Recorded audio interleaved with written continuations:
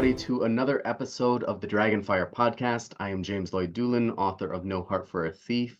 I'm joined as always, but it's a little unusual this time, by Nathan Klimbara. Unfortunately, we have a little bit of a tech issue, and Nathan is not on screen for our YouTube viewers, but he's still amongst us, and so he's still going to be contributing to the conversation. Those of you on Spotify might not even notice the difference, but Nathan is a reviewer and blogger for the Before We Go blog, and we are happy to have a special guest with us this week. We are joined by Adrian Gibson, author of Mushrrom Blues, the first book of the Hoffman Report. We are excited to get into it. Adrian, how are you doing? Doing very well. I'm glad to be joined by you and Nathan's disembodied voice. Yeah, I'm here, guys. I will confirm I am here. He's just like the omnipresent narrator, like the omniscient narrator of this podcast. Maybe you should just narrate. Okay. Yeah. Just like what you guys are doing, talking about it. Yeah. That would be so much fun. Well, we'll have to practice it a bit. Yeah. All right. It'll take some time, but you'll get there. Well, we'll see. Right. We might get into that a little bit later. Depends on how ridiculous we end up getting. But Adrian, I want to talk to you. You have this book coming out. Can you remind us of the date it's coming out? March 19th. March 19th, Mushrrom Blues is coming out. And you're a debut author, but you're not new to the scene. So you've been around as the creator and co-host of SFFAddicts podcast. And, what have you learned from that you're bringing into this role as an author now in the community? And what has that taught you about the community and kind of what it takes to be an author in this space, and how has it affected all of your plans? Yeah, I mean, I started the podcast knowing that I wanted to publish. Okay. But cool.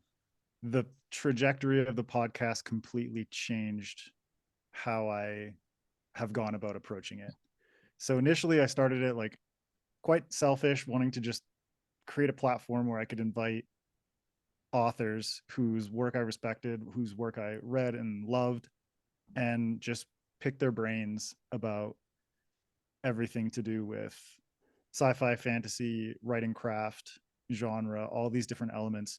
And what it ended up doing was it did achieve that, in the sense that I've been able to talk to some incredible authors, people who I've admired for decades, and people who I have only found out about recently, debut authors, or people who are not necessarily like big names or New York Times bestsellers or anything like that. But what I've realized is that every single person who I have had on the show has brought a wealth of knowledge that I did not expect, regardless of how entrenched they are within the industry or within the craft. And so it's like the debut authors have tons of incredible nuggets to share, just as much as, like the Paulinis or Jim Butcher or Martha Wells. And so I've been able to really absorb a ton from all sides of it, from the indie authors to the trad authors, from the big names to the new and the more obscure, and basically convinced myself that trad pub was not the path that I wanted to go down. Yeah. Just because there are so many. On one hand, it's like there are people who've had success in trad, and good, like, congratulations to those people.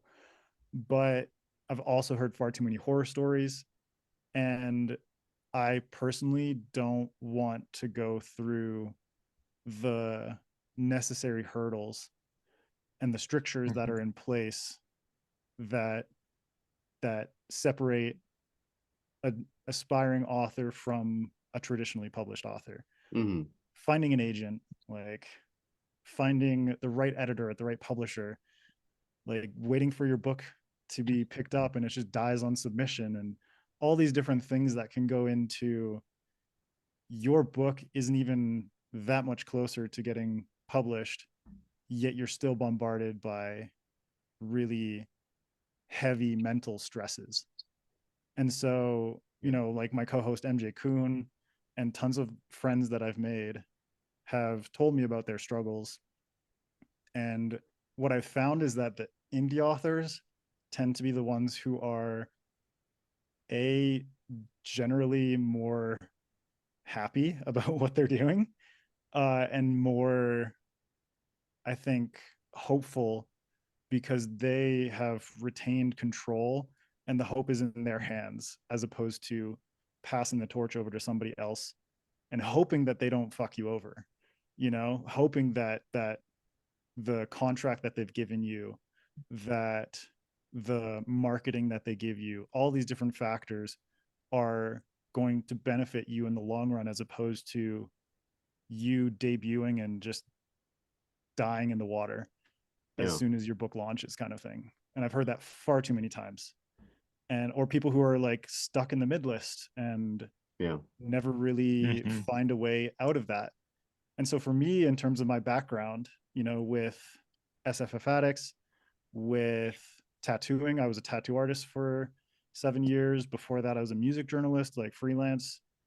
And all of those things kind of led to me realizing like self-pub is the best route for me, because I'm an experimental person. I like to be in control of the things that I'm doing creatively. And so that entrepreneurial spirit of self-pub really suits me.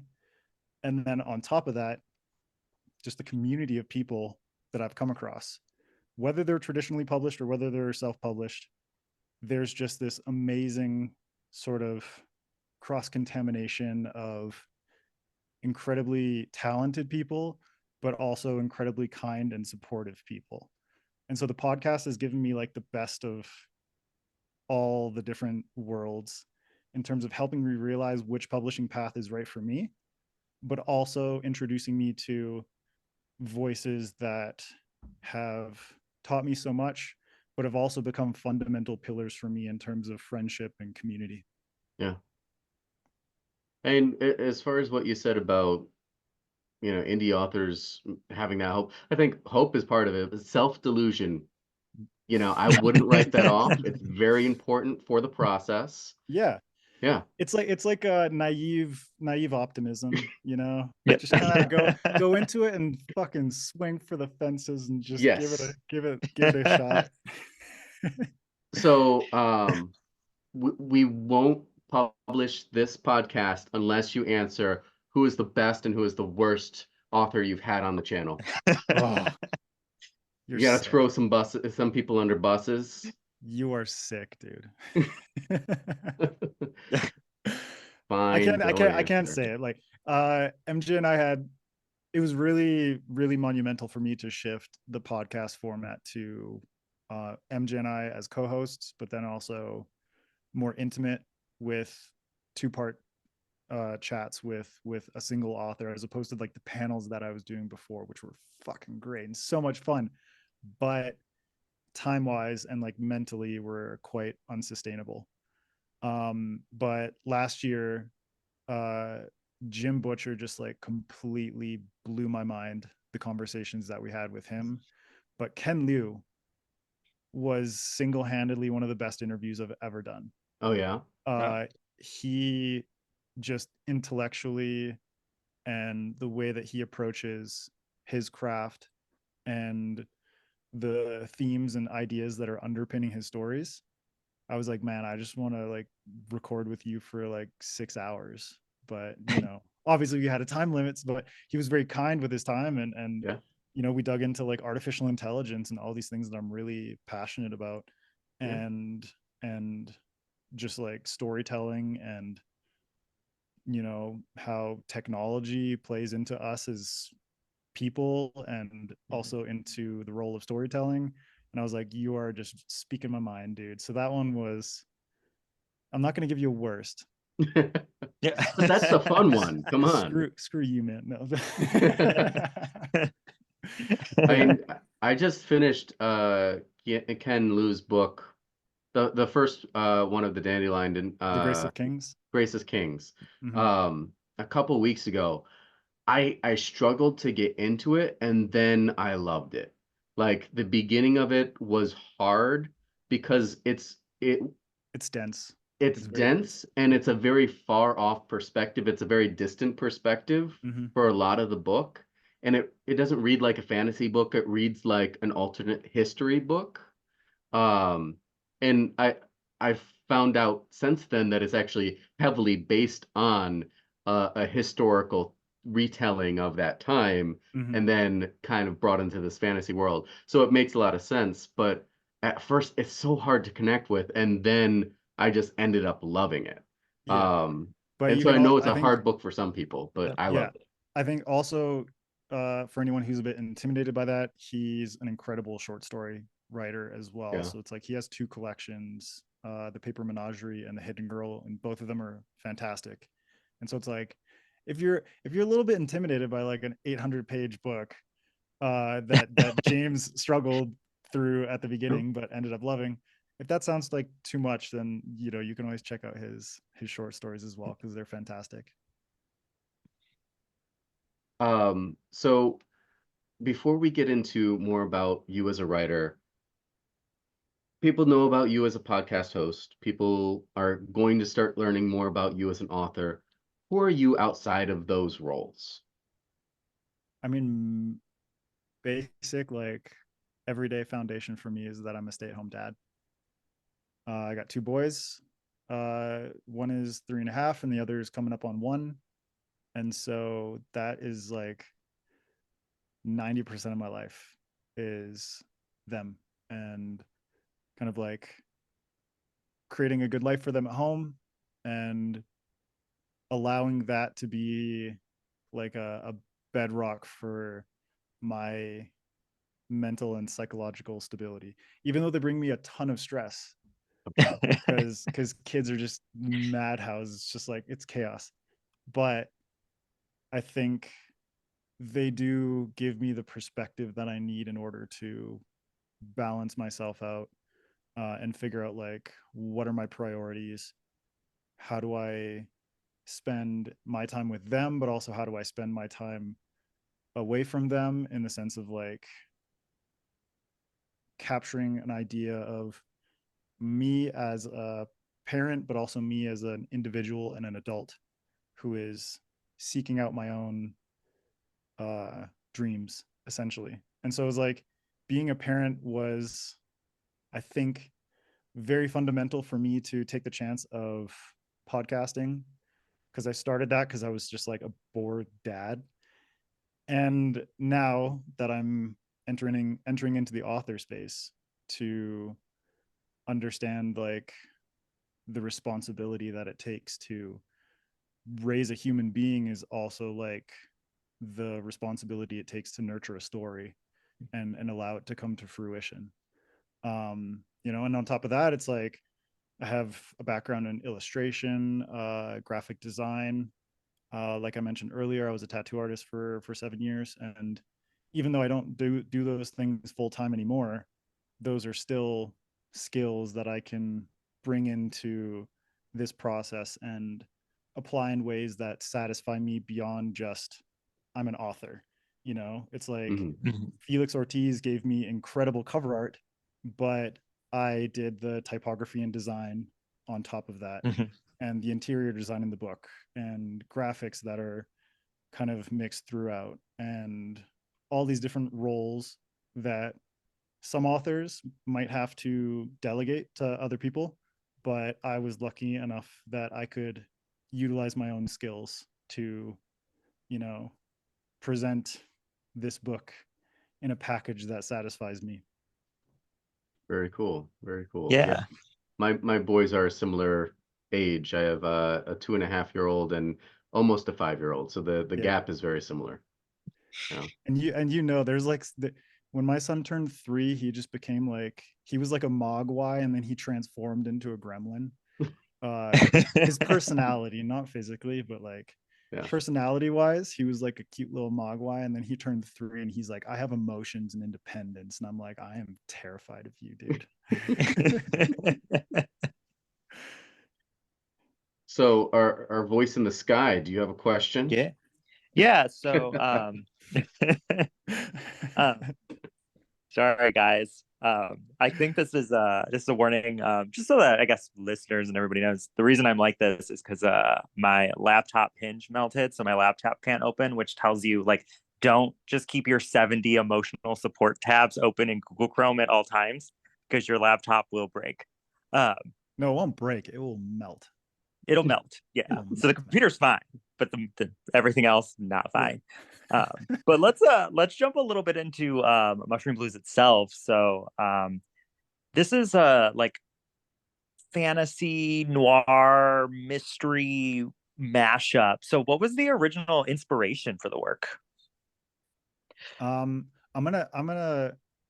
It's very hard because it's like the fantasy element. I'm kind of like, like egotistically struggling with that one a little bit. It's not so much fantasy. The world is more Yeah. like, it's like a late 1990s kind of aesthetic. Even though there are also fungal based systems that could be perceived as like biological technology or magic. Take your pick. But this world started out with inspiration from a couple different places, but one of the big ones was Jeff Vandermeer and his work, specifically his Ambergris trilogy, which I just adore. I think it starts with City of Saints and Madmen, which is a sort of like a short story collection, and then Shriek and Finch. Finch is the one that really got me though, because it was like this world, this fantasy world with this sort of like dilapidated city that had been colonized by fungal people that rose out of the ground. And this cop who had to work for his enemies, the colonizers, and solve a murder for them.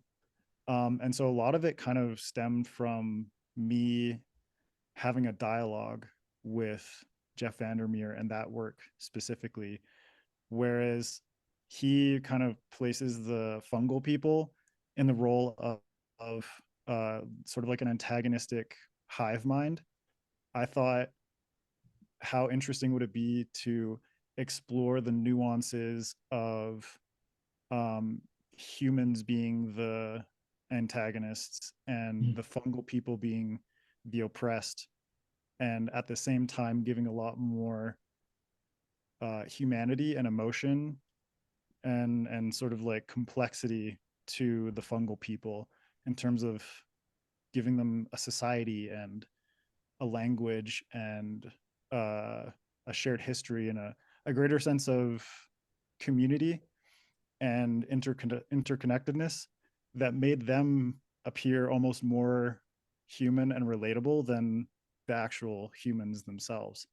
And so it's like on one hand I had that, and then on the other I had a dream where I saw a giant bioluminescent mushroom in the middle of a forest, just like towering over the trees. And I was in the perspective of someone approaching that and just being in awe of this gigantic fungi that was in the middle of this forest. And so I took Did that any dream. mushrooms lead you to that dream? I mean, this is like years and years after I'd already started with psychedelics. Okay. So yeah, I started with psychedelics when I was in university and continue to this day. And they're very integral in how I approach life, opening my mind to new things and not being afraid to experiment. And this dream basically led me to creating what would become the Fungalverse. But it's gone through many iterations since then. I just got really bogged down at the beginning in like research and world building, as I'm sure many authors out there have had similar experiences where they just spend years creating a world, but they don't actually write anything that someone would want to read. And so it's like I have illustrations like here that are from the Fungalverse, and it helped me to imagine like what the people look like, the architecture and all these different things. But at the end of the day, I realized I'm not actually writing a story here. Like I've just created a world, but there's no there in Hmm. a sense. And so I thought like, how cool would it be to do something like Jeff Vandermeer did with Finch and bring in noir and mystery, pull on elements of cyberpunk and different genres that I really love in order to use this foundation of the world, but populate it with characters and a story that is actually engaging and exciting to read. And Mushrrom Blues wasn't the first one to be born of that. The first novel that I wrote in the Fungalverse, I didn't entirely scrap, but I'm going to be reworking into my second novel, which is going to be the start of a different series. But Mushrrom Blues was the one that really stuck in terms of everything just like worked in my mind, Hmm. in terms of the characters, in terms of the way the genres were interacting with one another, and also as a sort of fitting introduction to the Fungalverse and the Hoffman Report. Gotcha. And so when you say it's kind of being reworked into the second story, that's a separate piece away from the Hoffman Report. Does Yep. that mean it's still in the Fungalverse or it's completely separate? No, it's still in the Fungalverse. So it just takes place 30 years later. And that is Spore City, which will be the beginning of the Kanoko trilogy. And so it's kind of like the Fungalverse is this shared fictional universe where I'm going to be playing with different time periods and different series, and there are going to be characters that overlap, or like the child of one character that appears in an earlier series or something like that. So there's a lot of interplay between everything that's going on and events in one, say in the Hoffman Report, affecting things that happen later on in the Kanoko trilogy. Interesting. Yeah. So, one of the interesting things about kind of flipping Jeff Vandermeer's story and making the humans the colonizers is that your main character, from a first person POV, is one of those human colonizers, which means that at times she's not the most likable of characters because you're putting yourself in this head where she's trying to help these mushroom people, but is also very much discriminating against them. So what was your process for picking that POV character? And did you have any concerns about your main character being too quote unquote unlikable? Yeah, that's definitely something I thought about. But um, some of my friends, like writing critique partners, helped me realize that um, the complexity that it brings the story for Henrietta Hoffman to be, you know, she's from this colonizing empire that is occupied the fungal nation and specifically the city of Neokanoko.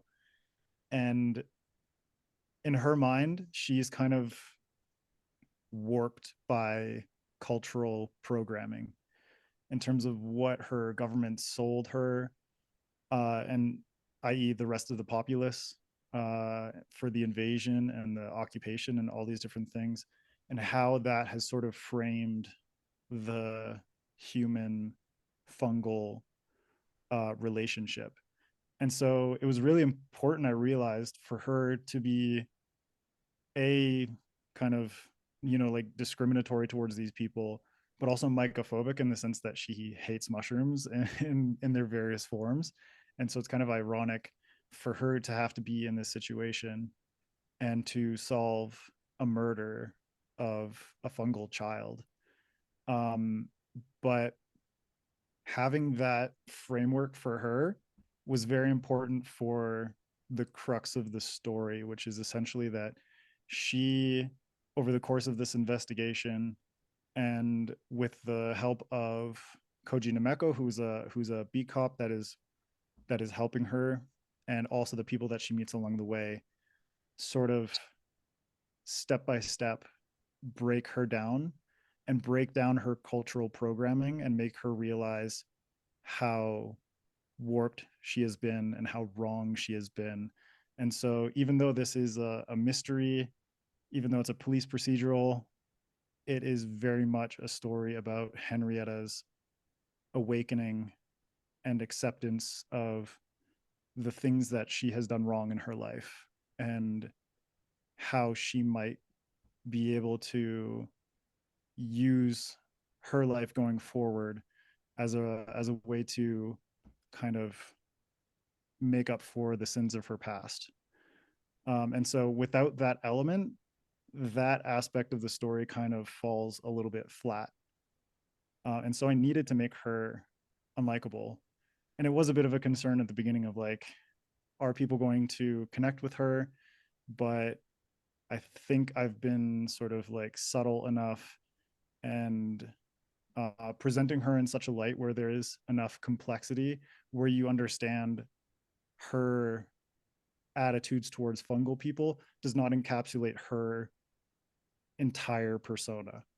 And so there are signs that she is willing to learn and willing to approach situations in such a way where her cultural programming will be telling her to do one thing, but then deep down in her mind, she's kind of slowly convincing herself that what I grew up with and what I was told to believe may not be correct. And so that created much more of an interesting complexity for her as a character. Interesting. Would it be correct to say that the mushroom people are in their culture is in many ways influenced by Japanese culture? Yep. And why did you make that choice? And how did you integrate that culture into this kind of fungal society? Yeah, I mean, Japan for me is one of my favorite places on earth. I've had the joy of visiting and just learning so much about their culture and their history and their language. And you know, actually being in Japan is like this very surreal feeling, especially for someone who's been wanting to go for so long. You know, my parents showed me this like school project from when I was like 5, and it was basically like pick a country anywhere in the world that you want to visit and draw pictures about why you want to go there. And mine was Japan, and I drew pictures of sushi and samurai and all kinds of things. But like the desire to go there was in me for a long time, and that kind of flourished into much in the way that my interest in mushrooms flourished over the course of my life, to the point where I, you know, would go foraging and wanted to understand the steps that that mycelium and fungi go through in order to propagate and spread throughout a forest, and the relationships that it has in terms of biology and terroir and all these different kinds of things. That was the same with Japan. Like, I love anime, and I love specifically the movies of Studio Ghibli, but the culture as a whole absolutely fascinates me. And that has led me down countless rabbit holes where I'm learning about Japanese history, um, you know, from ancient Japan all the way up through the Edo period, and the ways in which uh, socio-political dynamics in Japan panned out from samurai and daimyo to the empire that eventually became a part of the Axis in World War II. And so it's like all these different dynamics are just so wildly fascinating. And this book was kind of like my opportunity to create culture and a world that is like my love letter to Japan. And so the religion of the fungal people is very much inspired by Shinto, which is one of the major religions in Japan. It's an animistic religion, which fits really well with fungal people who embody literally their biology and their relationship with nature and the world around them, and also elements of Zen Buddhism and kind of like combining those and creating, you know, fungal specific flourishes to that. So it's like I created an entire pantheon of deities. I even created some phrases and stuff that they use in their everyday language, and so that comes up. And there's like a full glossary that I made for the book.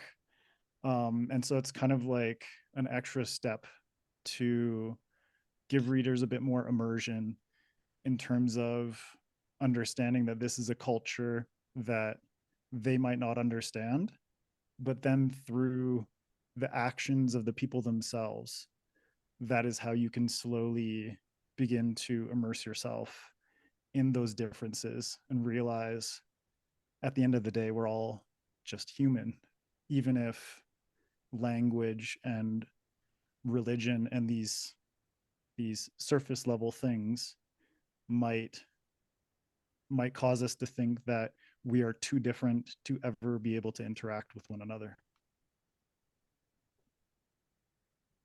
Interesting. So before we got started with the record button and all that kind of stuff, we were kind of chit-chatting a little bit, and we brought up this ridiculous schedule of your book tour that it's like 2 months long, and you're a debut indie author. That doesn't usually happen. Typically debut indie authors, if you know, they may sign up for one of these kind of prepackaged book tours that somebody will put together for them, or they'll be lucky enough to be on a show or two, a podcast or two. Can you talk to us a little bit about what went into that planning, and like what you learned from it and what you would encourage other debuts to do? Yeah, I mean, this, I realize now, like you explaining it too, but also hearing from other authors that this is not normal. Yeah. Um, but for me, I didn't even think twice about it. I was kind of like, I had on my list like book tour. That's just something I knew I wanted to do. And I just kind of went with it naturally. Like being a podcaster definitely helps in the sense that I am friends with a lot of podcasters, or I know a lot of podcasters. In the case of you guys, I listen to your podcast and we follow each other on social media. So I just kind of went through the steps of thinking like, who would I like to talk to? Um, and whose podcast do I enjoy, or whose booktube channels do I enjoy? And just kind of went through the process of contacting everybody. And on top of that, you know, that's just like the interview and like live stream kind of portion of it. But I also love, I think it's more common in traditional publishing, where you'll have like the publishers set up uh you know, guest posts and whatnot for authors. I've seen it occasionally with indie authors, but I just love this sort of idea of a slow ramp up that kind of draws people's attention. So it's like start with a cover reveal, which I think is a really great resource for any author. Set up a cover reveal. It is free. And there are so many bloggers or YouTube channels who would love to put your work out there. And if you have an awesome cover, show it off. It's free marketing, so long as you can establish a rapport with someone and just reach out and hopefully put something together. But that's what like every single piece of this tour was basically me reaching out to different people that I know to set up a cover reveal, to do guest posts and guest essays and stuff like that. I also have the benefit of being a part of FanFi-Addict, which is a book blog for anyone who hasn't checked it out. Just tons of good reviews. SFFAddicts is part of that, but they're also big proponents of helping authors out and being supportive of the indie community. And so I just set up all these different things, and with people that I knew or people that I had become acquainted with on social media, and thought like, what would be the most interesting things for me to be able to present to people? It's like map reveal. Like I know a lot of people love maps, and Mihir Wanshu at Fantasy Book Critic is huge into cartography. And so I was like, dude, I want you to do the map reveal. And he was super excited. On top of that, different things that I thought could be adjacent to the book, but also really helpful. It's like with my graphic design background, I put together merch, which will be launching on February 26th. So it's like a Mushrrom Blues specific merch collection. Some people love that. And so it's kind of like catering to the likes of different people, but all of it is with the intention of pulling in just a few more eyes to the book, and hopefully that accrues enough that there's a good word of mouth before the book even launches. And I honestly like didn't think it would go as well as it had, but I've had authors reach out to me and say like, on one hand, like, screw you for making us look bad kind of thing. But on the other hand, hopefully it can act as an example and an inspiration for other authors who, even if your debut, doesn't matter, ingratiate yourself in the community and take advantage of the relationships that you develop. Not in the sense that just like take like some greedy vampire, but there's mutual benefit and a sort of like symbiotic relationship that you can develop with so many different people in the community, and they will be able to help you out. And most of the time they'll be unbelievably ecstatic to help you out with a cover reveal or whatever you have in mind. It's like nobody's going to ask you to do these things, but for me it's like an idea pops into my head and I want to do a list of 9 books or series that incorporate fungi into it. And so I just reached out to Beth Tabler at Before We Go Blog and was like, hey, I want to do this like guest like list post on your website. And she was like, yeah, of course. And so it's kind of like the intimidation factor is all in your head, and you just have to be willing to reach out to people and see what they think before your mind tells you that this is not possible. And so it's like, just go for it. Most of the people in this community are super friendly and they're very on board to participate in stuff like this. And so if they can help build word of mouth for a book, more likely than not, they're going to say yes.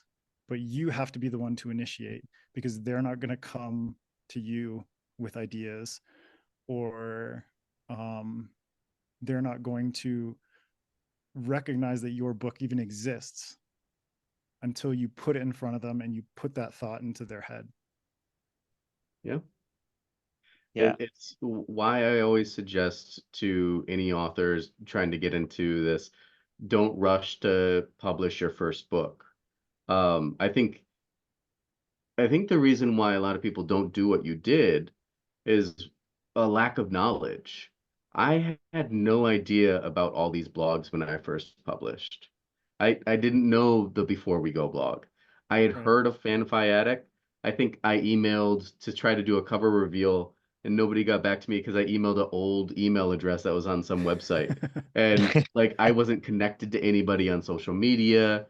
I was lucky enough that Corey Gross was my copy editor, and she Oh, did nice. the cover reveal for me, which went really well. Hmm. But that was just kind of haphazard, and so it takes a lot to kind of figure out the landscape and learn it. Um, and so I think that's why a lot of people don't necessarily do that. And they're always there's and I'm sure you feel it like that rush to get out the book. Your book is coming out in a little over a month.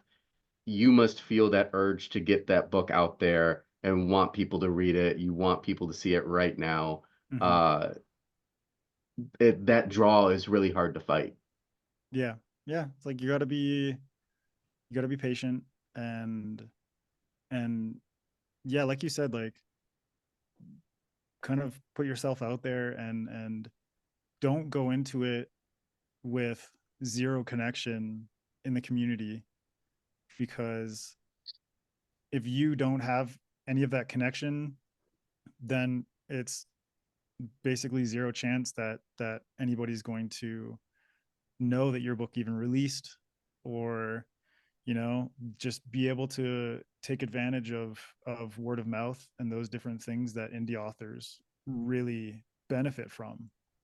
Yeah. So it's like, Yeah. you don't need to know all the blogs, you don't need to know all the podcasts, but at the very least immerse yourself a little bit in the community so that you understand these are the different people that are participating in this, and what who might necessarily have like the platform or the reading taste to review my book or help me out with a cover reveal or all these different things. It's like, if you just go into it blind, then you're not going to receive any light. And so it's like you need to see who's out there, and likely you're going to start connecting with people, and that circle of connection will just grow and grow and grow to the point where someone who knows that your book exists, who appreciates you as a person, can recommend your book to somebody else or point you in the right direction when you need help. And so if you don't have that community foundation, I think as an indie author especially, you're setting yourself up to suffer if not fail. Yeah. Yeah. Yeah. And I know for this interview that we're running a little long, but like what else is new? Like I don't know why we delude ourselves into ever thinking this will go 25 minutes. But there's one other thing I definitely wanted to talk about, which is that in addition to the book, you're releasing a soundtrack that accompanies the book. And I wanted to know a little bit more about the genesis of that soundtrack and what your intent for how readers will experience both the book and the soundtrack together. Yeah, so the soundtrack is it's produced and mastered by Spore, who are two of my friends from Sweden. They basically created this production duo specifically for this album, which is just the Mushrrom Blues. It's just Mushrrom Blues is the name of the album. But they it started out with my best friend Felix. He's an amazing musician, amazing music producer, and I just reached out to him and I was like, I want you to be involved in this somehow, because we've collaborated in the past doing parties where I would do live tattooing and he would DJ, and we just loved it. It was such a great immersive sort of like multimedia experience, and so I knew like he's known about this world since the beginning. He has been like the first set of eyes on so many different things within the Fungalverse. that I wanted to include him. And when I told him that, he was like, okay, like I'm down, but I'll get back to you. And he came back to me the next day with a screenshot of a notebook from one of his friends from sound engineering school. That basically this guy's notebook is just filled with all different kinds of ideas for music and concept albums and stuff like that. And he had this one screenshot that just said Mycelium World concept album. And it was just that kind of click moment of serendipity where you realize like a single decision works out way better than you ever imagined it would have. And so my friend Felix and his friend Victor basically just came together as Spore and collaborated on this incredible album. 45 minutes, 8 songs, just beautiful ambient soundscapes. And for me, it means so much because I like these tattoo parties that we used to do back in the day. It adds just a little bit extra immersion for the people who seek it. And for me, it's so cool to be able to engage with a piece of work in multiple ways. And so if I can give someone a book, but also give them an album, that is kind of like giving their imagination the fuel to, you know, go beyond just what I've given them on the page. And so it's like good world building. You want to infect their mind and allow their imagination to roam beyond what you've presented just in the story itself. That is very cool. It definitely kind of leans into some of the things that happen in your book in terms of like the contaminating spores and all of that infect their mind. I like that. Yeah. Um, as Nathan said, we've run a little bit long on this interview, so I think we're gonna switch on over and play some Dragonfire. Hell yeah. Yeah, sounds good. It is now time for our Dragonfire segment where we do a quick rundown of 6 topics. So for our first topic, we talk a lot about speculative fiction on the podcast, but every once in a while we like to branch out a little bit. And since Adrian has written a noir mystery, we were just going to talk about what are your favorite TV show, movie, books, whatever, that are mysteries but aren't part of the science fiction or fantasy community. So James, did you want to go first? Yeah, one of my favorite movies, and I don't know if this is cheating a little bit because it's kind of a mystery comedy. And it kind of breaks down the idea of a mystery.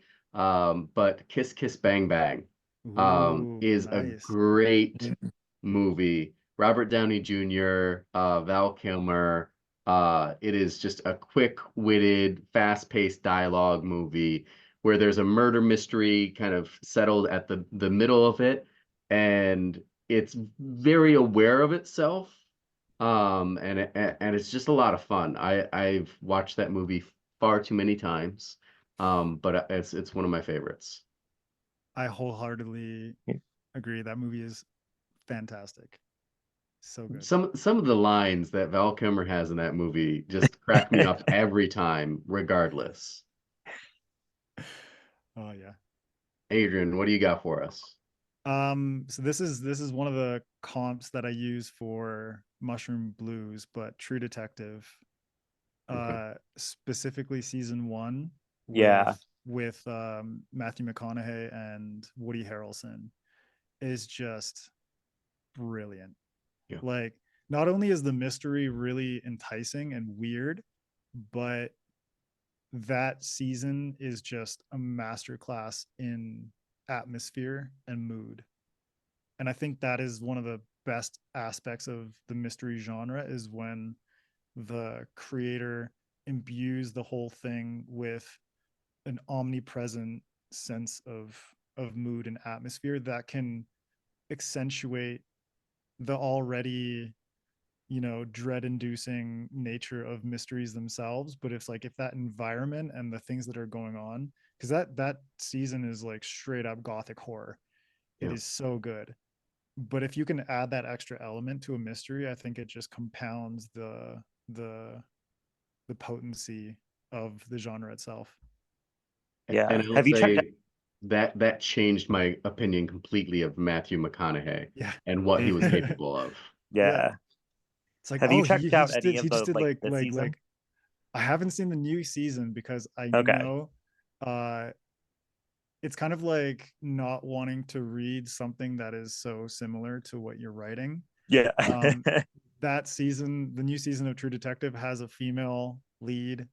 I think Mhm. it's like Jodie Foster, and it takes place in Alaska, so it's kind of like winter and that kind of atmosphere. And I knew like I can't watch it until Mushrrom Blues is out because I don't want to pull any of that into like my head. I just want to like allow my story to exist and breathe, and then I'll indulge myself afterwards with the new season. Very cool. Nathan? Oh yeah. I went more James in your direction. I chose the movie Clue. Oh, Because Nice. I think there's that meme that's been going around that's like, you win like $1 million if you can like quote 80% of the movie. And for me, that's Clue. I could probably walk everybody through that entire movie right now with all 3 endings. I think it's brilliant. I mean, I anything with Tim Curry Yeah, works. yeah. I'm like amazed that they managed to make that movie so good, because it's kind of has that like cult Hmm. classic kind of vibe to it, even though it's probably not everyone's cup of tea. But I'm just like always amazed when someone's able to take like, okay, here we have a board game, even though it's a board game that has a very good sort of like setup to it, and actually be able to translate that into a movie that is enjoyable to watch. It's like, Yeah. bravo. Just like Battleship. Exactly. Hey, Rihanna's in it. That does not make it good. No, no. All right, we're gonna hop on to the next question. We are going to fan cast our main characters, Henrietta Hoffman and Koji Namako, from Mushrrom Blues.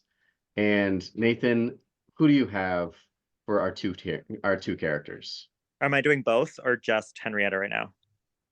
How about we go one by one? Mm, Adrian, can you decide who wins each character? Okay. okay. Yeah, I like that. All right, All Nathan. right.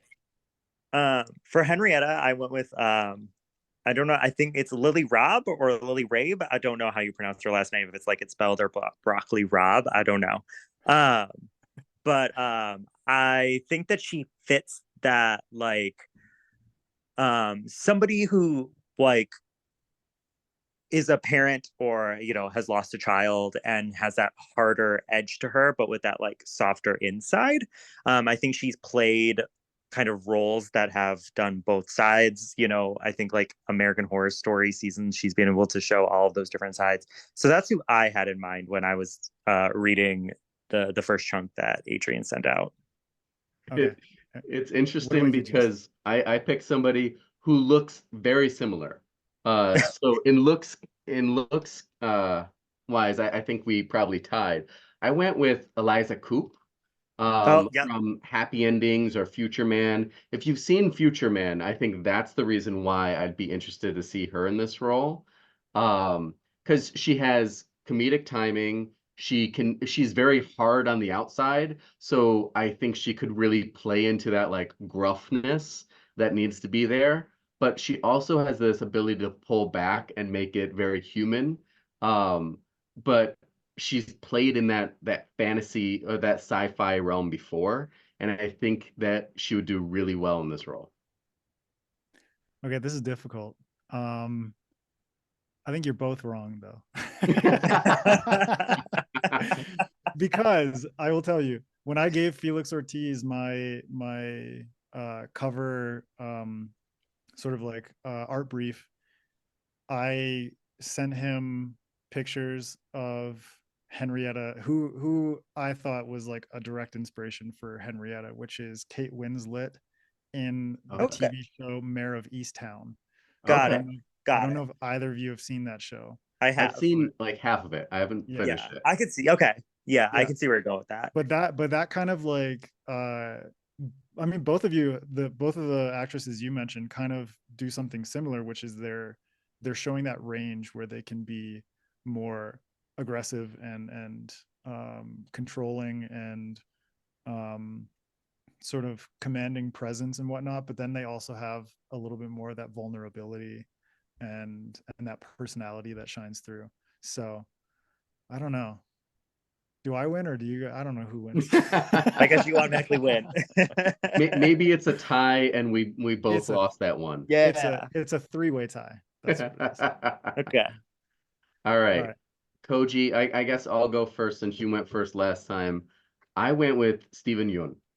I think he would be really interesting in this role. I think Steven Yeun has a really great range. We've seen him in like action-oriented roles like The Walking Dead, but we've also seen him in really family-oriented roles and community-oriented roles like I think it's Minari. Yeah, such a good And movie. I think he has such an amazing range where he can play that kind of subtle like reserved nature that I think Koji first has when he's being put into this role of subservience and then kind of push against that role throughout. I think Steven Yeun could do that really well. Yeah. Steven Yeun was my first thought. But then I was wondering if when I was reading if I wanted someone who would just play it a little bit younger. And so I went with Ren Watabi, who is on the show Monarch from Apple. It's Apple TV Plus. I think he's like still a bit unknown. But that was my choice because I thought that he's shown on that show and some of the other things that I've seen him in that he can play kind of the harsher but also the more naive aspects of the role. So that's was my pick. But Steven Yeun was also like in it for me. Like they were like the top two for me. Damn, this is a difficult one because Koji, him older, like Ken Watanabe is like my ideal Koji, but that's for him in like 30 years, kind of. Yeah. But young Koji is a different story. Nathan, I have seen Monarch, and that actor did a really, really good job. But I'm gonna have to go with Steven Yeun because I just think he has like the kind of approach that would best benefit Koji's sort of like multi-layered struggles in terms of like him and his society, but also like you were saying, James, like the subservient role that he's been placed into. Yeah. So all I'm hearing is I won. Yeah. Unless Ken Watanabe was like I'm 25, good. We can stop the podcast there. Yeah. We're like, that was it. All right. You want to hit us with the next question? Yeah. So our third topic is what are the perfect elements of a special edition book? You know, whether it's an omnibus, a box set, leather bound, illustrated, limited edition. What do you look for in a special edition book? I feel like, James, you wrote this question just to get ideas for yourself. I didn't, but yes, I will be taking notes. I love what I've been seeing over the last 2 years from the Broken Binding, and and also just these indie special editions that are being run on Kickstarter. I think it's really cool to see what people do, and some things I love more than others. Like I have sort of Kaigen right back here, and on the other side, behind my chair, I have the new Threadlight Omnibus. Both are beautiful in their own right, but I always am interested what people gravitate towards. I prefer a box set over an omnibus. I like the individual books. I don't like something that's too hard to read because I don't know, it's unwieldy when it gets to be that size. I actually prefer like special covers, special artwork over a leather binding. Illustrated, of course, detailed illustrated maps, sprayed edges, all of that. I'm not necessarily all that, I don't care if it's numbered and if it's a limited edition as much. Like, I'm not doing this because less people have it. I want like the art of the book, so that doesn't matter to me. I know it matters to some people, but I don't know. Adrian, what do you think? What's on your list? I am fully on board with you, to be honest. For me, like art is everything. I don't want the omnibus as well because it's like I have like a big like I think it's like a collected edition of the Earthsea books by Ursula K. Le Guin. Okay. No, I have And that one. Yeah. and it's so big and I'm just like god damn, like break my wrist just trying to like read one of them, you Yeah. know. And so for me, like to have it as a single book, but to just make, yeah, I mean I talked earlier about like the sort of added layers that can add immersion for a reader, and for me it's like artwork is key, you know, have like a special edition artwork for the cover but also like on the end pages and stuff like that, to Hmm. have like a really beautiful map, to have illustrations interspersed throughout, and then you know have like some cool like sprayed edges and Yeah. some fun little nods and stuff to what's going on inside the book. But yeah, for me art is key and I will take that over like leather bound any day. Yeah. I do say I do love a slip cover though, especially if it's a slipcase. If it's like a box set, I love a really cool design slipcase. Yeah. Yeah, I would say I don't mind an omnibus because I don't think I've actually ever like read any of my special editions. Like I've read the books, but like not that That's the edition. collector's mentality. Yeah, Yeah. like I have Just looks, man. the Threadlight omnibus, the leather bound one. That thing's never actually getting read. Like I will read those books on my Kindle. I will pull out my old beat up paperbacks. But so I don't mind if it's an omnibus because it's just supposed to like it just looks cool. And that's why I think art for me is really important. The overall aesthetic of the book. Um I will say one thing, I do like sprayed edges, but don't give me a single color block spray edge. Like Yeah, Yeah. I like agree with you those there. to me are like meaningless. Like there better be a cool design. Like with what like Broken Binding did with like A Memory Called Empire, where the sprayed edges is actually like the cover of the Yeah. book, is And really cool and really I think they pretty. did that with Children of Time as well. Yeah. Yeah. Where it had this So like cool, like kind of like watercolor space background. yeah. I So find it that's amazing when they do like a cityscape or something like that on the sprayed edges or some kind of extra artwork on the edge of the book is beautiful. Mhm. yeah. And lately, like the for the Broken Binding subscriptions, they've been doing like if you put the trilogy all together, it forms one image across the like sprayed Mm. edges. Yeah, I think they did So that it was with Powder Mage, the yeah. Ryan McClellan series. Yeah. So yeah, for me, yeah, it's all about like how pretty can you make it because I'm not really reading it. So go for it. That's fair. All right. I think, Nathan, we are going wild with time because we don't have the timer this time around because your Yeah. computer is not working for us. So we're just going off the hinges. Um, Fuck it. what Let's go. what upcoming science fiction and fantasy TV show and or movie are you most excited for in 2024? Adrian as our guest. What do you got? Oof, this was a very tough one for me. Uh, it basically came down to two, one a movie and one a TV show. Okay. Dune Part Two, because I'm a massive fanboy of not only Frank Herbert's Dune universe, but also Denis Villeneuve's just entire filmography is absolutely incredible. So that movie for me is really big because I really enjoyed the first one, and I'm just excited to see how he's going to expand upon that. But that was like tied neck and neck with Arcane season 2, which comes out later this year, because that show is just bonkers good. It's so fantastic, from like the the world building and the animation style to the music and the sound design and the characterization is just brilliant from top to bottom. Like, I could not find a single flaw with that show, and I'm not even a fan of Imagine Dragons. So Yeah. I would say the cutaway to Imagine Dragons playing, that wasn't necessary, but yeah. you stole my answer. Arcane Ooh. season 2. I love Arcane. What do you got, Nathan? Yeah, so I was gonna go with Dune at first, I but stole both your answers. I'm sorry, guys. no, that was gonna be no, that was my, like, even before we started recording, I had gotten rid of the answer, and I'm gonna go with Okay.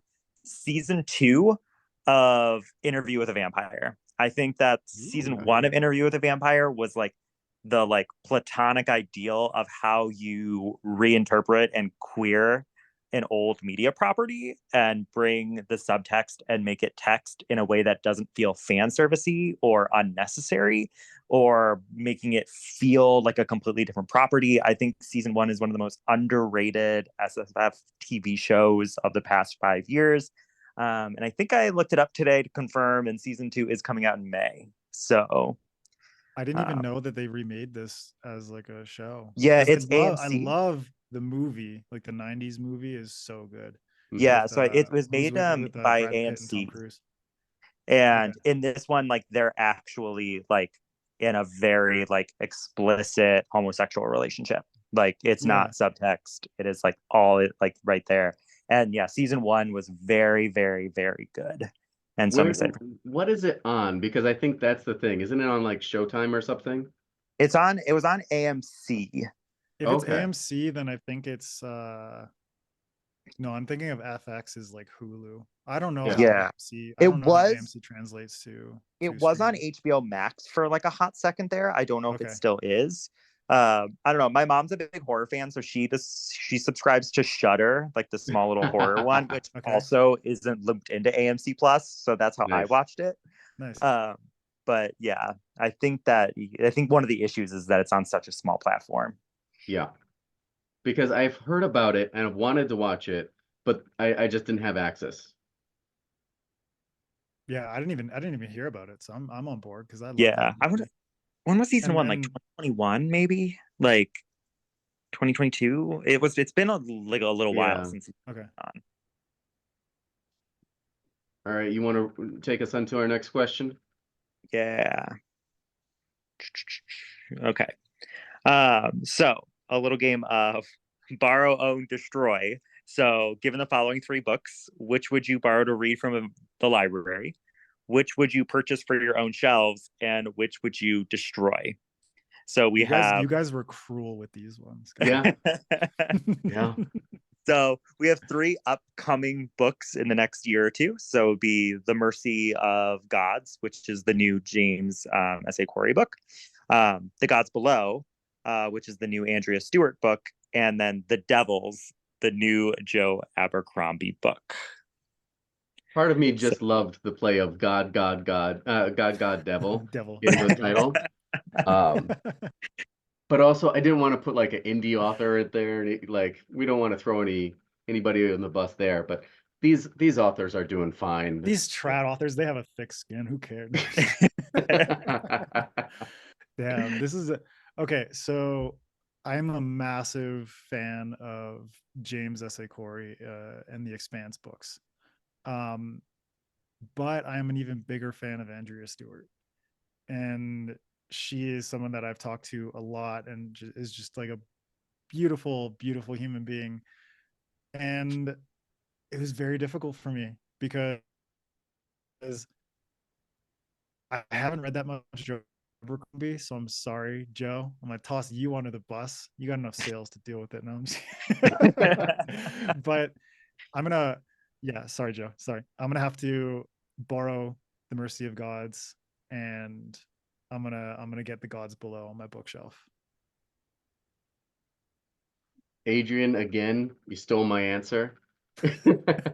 I went with the same. I haven't gotten into The Expanse, but it's something that I really want to read, and um I think it's the intimidation of just long series are hard for me to get into, so I'm excited to get into a new series by them.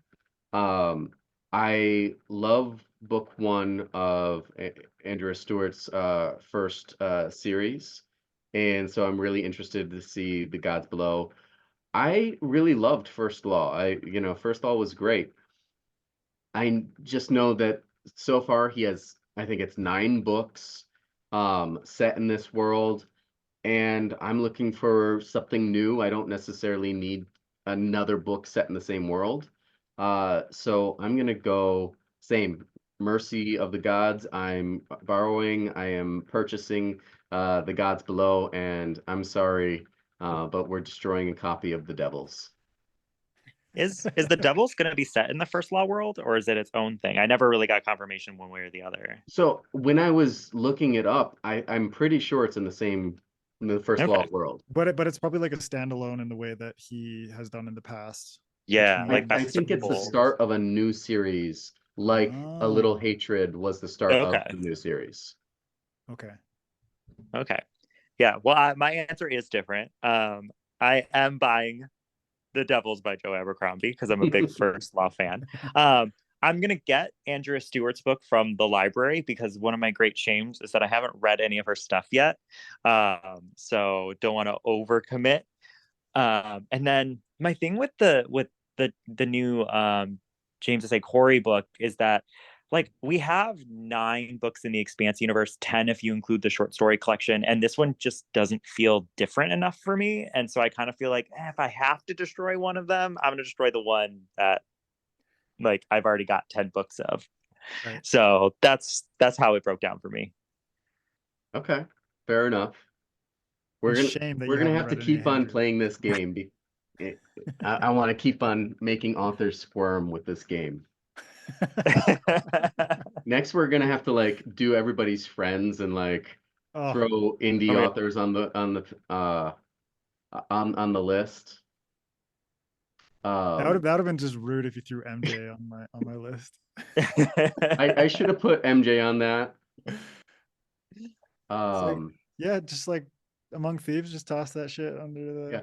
Or we only do MJ books next time, and we'll have to wait for her to come out with a third book. So you have to own one, borrow one, and then destroy one of her books. Oh, and destroy the possibility of her future career. Yeah. Come on, man. That's just dark. All right, last one. Give us a bookish opinion that you could rant on without prep time. You don't need to give us the rant here. Just what is the topic and why is it something that you could give us a whole diatribe on? Nathan, what do you got? Well, first of all, I could rant about anything. That So is true. I wanted to throw that out there that you give me anything, I can rant about it. Um, I kind of was thinking about this because I feel like there's just so many things. But recently, like something that's just been on my mind is like, and this is not inspired by me reading Mushrrom Blues. Like, please do not read too far into that. But is how fantasy authors do colonialism wrong. And I think like my biggest rant, particularly coming from my archaeology background, is like how too many authors use it as window dressing and don't actually engage with it as an actual force in history and in culture. So I would say if you really wanted me to actually go on a serious rant about something, it would be that. Yeah. I am down with that. And for anyone listening, I didn't half-ass the colonialist No. That's why I was aspects like, of please Mushrrom don't read Blues. too far into this. You have 2 authors on here that have books set in kind of colonial atmospheres and all that kind of stuff. So I see the shots taken, Nathan. Yeah. Yeah. It was inspired by another book I read semi recently, but neither of yours. Do you want to name that author and then we can just really put it out there and run them over the bus with the bus? It is a trad book, so like I mean, I will say it's not an Indian author, but I'm gonna stop trying to get everybody to cancel yourself, so I'm just gonna move forward. I will say like if you go through, I don't think I've released the review yet when we're recording, but I was not shy in my review of the book of this criticism, so you'll be able to Gotcha. see really easily. Well, I'll look out for that. I'm gonna say again, I could probably rant on a lot of things.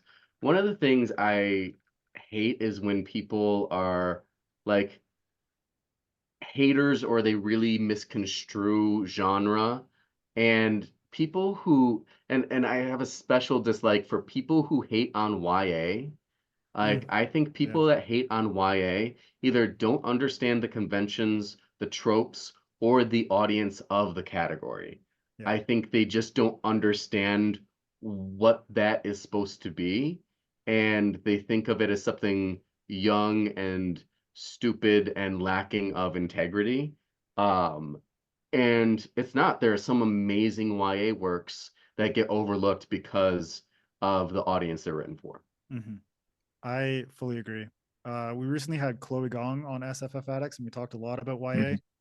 And in reality, it's like most YA is dealing with stuff that a lot of adults can connect with. And Yeah, a lot of the people that are shitting on YA just don't read YA, yeah. you know? And you can find good YA that isn't necessarily like completely centered around romance or completely Mhm. centered around certain subgenres that you might be sort of pushing against or just not interested in, like romantasy or whatever. But yeah, there's just a ton of great YA out there. So I Yeah. agree. Yeah. And What's your opinion? fucking AI covers, dude. Oh my god. As an as an artist myself, You're I'm for gonna them. come, of course, of course. It's easier, it's cheaper. No, what pisses me off is traditional publishers using AI covers when they have the art departments and they have the finances to pay talented artists for good covers. And I think it was one that came out like I think it was like just this past week. Mhm. Gothicana. Yeah, Gothicana, Yep. where it's just like horrible, Yeah. horrible. Not only is it an AI cover, but it is a bad AI cover where I cannot believe that there were multiple people looking at this thing and vetting it and not saying, how could we put this out into the world? And so it just blows my mind. Indie authors, I think, as on an individual level, they have the sort of like financial constraints that an AI cover might be something that they feel is more open to them in terms of their budget and whatnot. Um, that comes down to an individual sort of like moral and personal decision. But trad publishers, get your shit together. Tor, get your shit together. Mhm. You have a whole department and you let this shit slide even after they've already gone through previous AI cover scandals. Uh, just learn your lessons.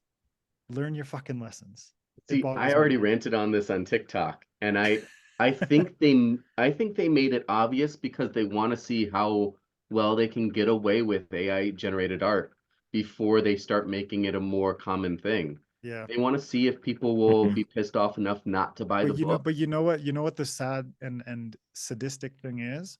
They are throwing the author under the bus just as much with Yeah, this kind of experiment, you know? Yeah. yeah. So I mean, I could also rant on I don't think any trad publishers actually care about authors, so that is like a whole podcast in and of itself, man. so we're gonna start the next 2 hours and just get into all that. Just fucking tear into publishing. Let's do it. Yeah. All right. So that is the end of Dragonfire. Thank you, Adrian, for joining us, for being a part of this.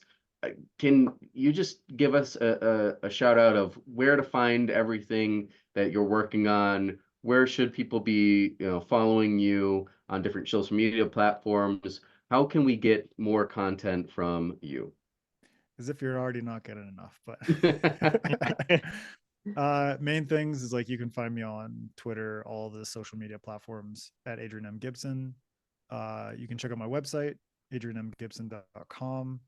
SFFAddicts is in video on YouTube, video on Spotify, and then an audio on all the major podcast platforms. You can hear MJ and I chatting every Tuesday with new episodes, new interviews with authors. On top of that, you can check out my online store on my website, where I have like merch and t-shirts and stickers and all kinds of stuff like that.